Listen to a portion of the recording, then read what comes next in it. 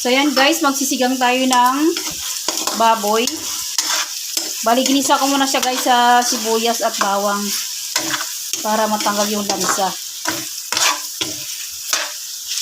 Ayan. Next natin guys ang kamatis.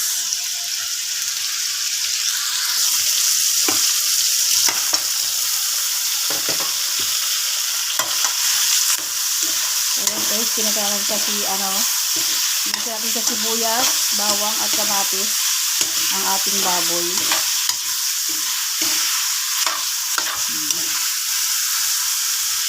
Ito nag-brown guys. Mamaya guys, lagyan ng tubig. Bali, naglagay na ako dito guys ng patis guys. Mga dalawang ganito guys. Dalawang sandok. Tapos lagyan natin ng bitchin. Sak. Pag ginumuto ang sarap.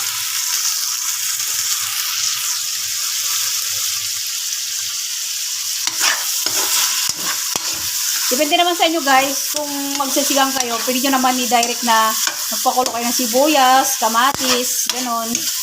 Sabay nyo na rin yung karni. Sa akin kasi guys, ginisa ko. Kasi para hindi siya malansa.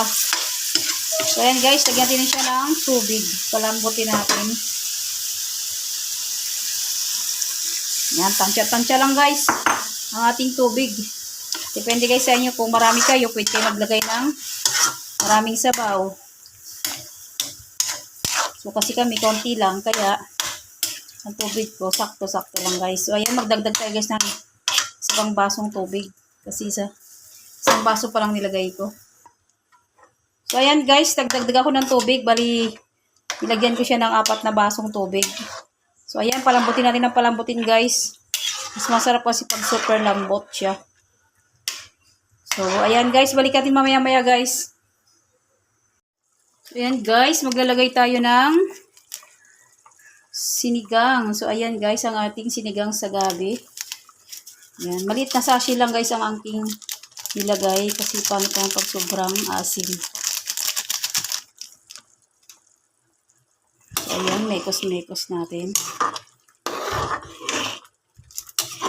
Tignan natin ang ating gabi guys kung malambot na. Ayun, medyo malambot na siya.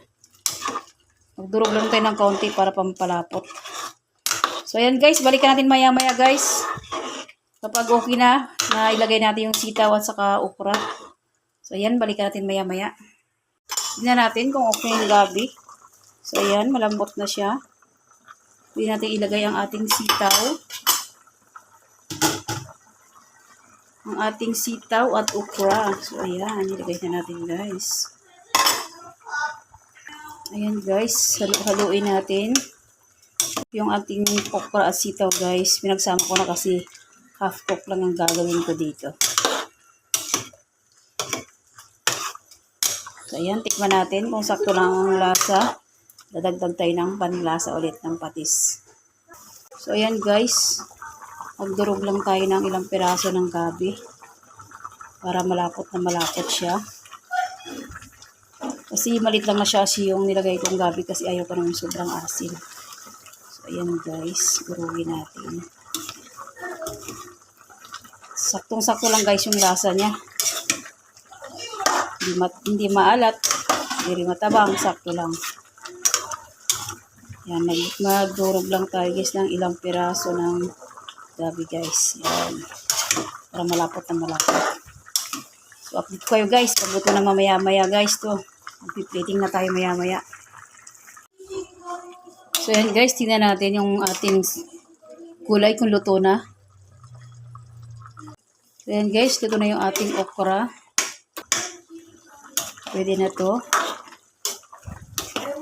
Hindi na ako naglagay ng ibang pang dito guys, pang sahog. Tulad ng kangkong, labanos, yun.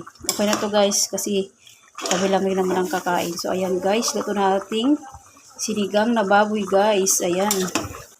Guys, huwag nyo ipa-overcook yung ating mga sitaw. O kahit anong gulay. Kasi mas masarap pag crunchy pag kumakain. So ayan guys, luto na ang ating sinigang na baboy guys. So ayan. Lapot siya guys. O grabe. Pinagdudurog ko yung mga ibang gabi dito. Ayan, marami pa ng natitirang mga buo-buo. So, yun lang guys. Magpi-plating na tayo. Ayan guys, nagpi-plating na tayo. Ayan, sarap ng ating ulam for today's video guys. Ayan, bigyan natin ng kaunting sabaw.